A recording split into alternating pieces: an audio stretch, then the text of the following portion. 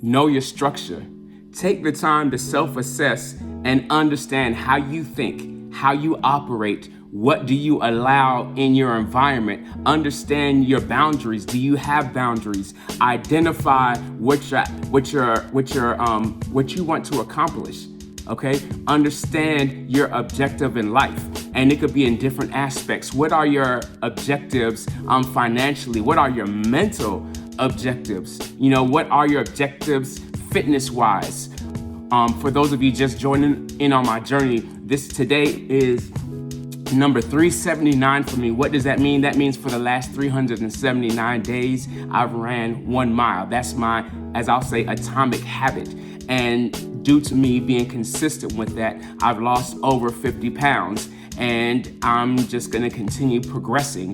And that's a basic concept that we could apply in other areas, other arenas of our life, right? But I want us to focus on understanding our structure. Remember, I'm a teacher, not a speaker. And there's something known as an atom, right? All matter, everything in our universe is made up of atoms. And atoms have for the lack of better terms, I'll just say they have a basic structure. We could get a lot deeper into it, but an atom has 3 main parts, right? They're referred to as subatomic particles. If we look at that sub, you may be thinking of like a subway or a submarine. Where do those things go? A subway goes underground. The submarine goes underwater. If you have a sub sandwich, I guess it goes under your belly, right? But subatomic meaning below the atom, smaller than the atom, right? So an atom has 3 main parts. They contain protons, neutrons, and electrons. And I'm gonna apply that to our life. Protons, neutrons, and electrons. So this is how an atom is structured, right? In the center of an atom, right? We used to have the song, just a flashback, when I used to teach, and it was called the Addams Family, right? It's like the tiny and the teeny, much smaller than the beanie. The Addams Family, I can't snap, right? So I'm just gonna use that same concept, breaking down an atom, right? An atom, in the center of an atom is something known as a nucleus, or think of that as the command center, right? And in the center of an atom, in that nucleus, it has 2 of the 3 subatomic particles. It has the protons and the neutrons, right? And they are the same size. The protons have a positive charge and the neutrons have no charge. And let me be clear, because they have no charge, that doesn't mean the charge is negative. It just simply means they're neutral. They're not positive or negative, right? So in the center of the atom, we have the positive proton and the neutral neutron in the center, and that makes up the nucleus, right? And then going around that nucleus in these orbital shells, there's something known as electrons, and those have a charge.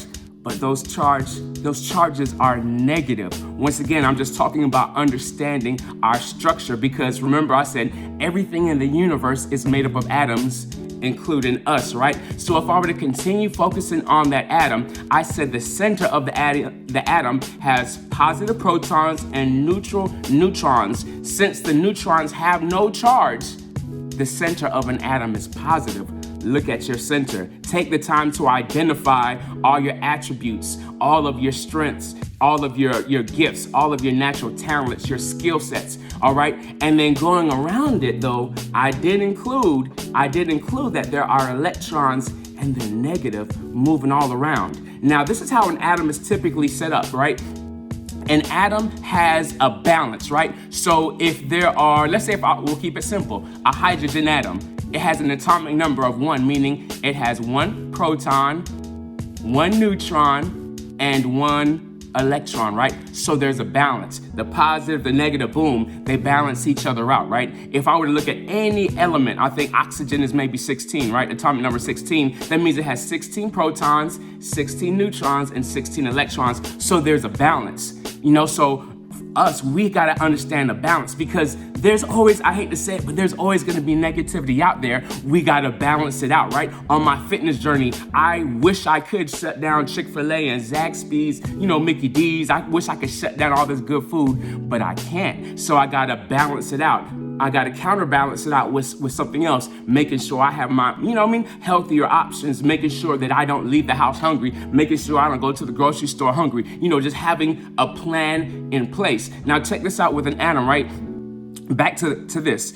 An atom is normally neutral. The only time it gets negative is if it gains electrons. You know what I mean? So we got to be mindful of what we allow cross our boundaries, because an atom doesn't get positively charged or negatively charged by gaining or losing the protons. Remember, they're in the center, they're positive. An atom only becomes negatively charged or by simply gaining electrons. So we got to be mindful, once again, what we allow in our space. We got to have our boundaries. We got to understand ourselves and how we operate, understand what our distractions are. Once again, we're familiarizing ourselves with the structure. But let me say this, something that's really dope. An atom, its electrons, even though it has a charge, the electron is so small that it doesn't even, if I had the ability to find the weight of an atom or the atomic mass, the electrons, even with the little negative charge, the electron is so small in comparison to the neutrons and the protons. They don't even factor into the atomic mass because they're that small. So let's not give too much power to the negative things that come into our life. And I did mention the neutrons, right? Even though they're neutral, they're there in the center with the protons. So who do we have in our center? Who do we have in our core? Who do we have in our nucleus? Now the nucleus, it provides support. It adds to the mass of that atom. So it's there. So who do we have in our circle? Remember, I'm a teacher, not a speaker, right? And I just want us to take the time to understand our structure. I'm just using aspects of nature and tying that into us because we still live within nature. But y'all have an amazing day. One more time, I'm a teacher, not a speaker. Let's go.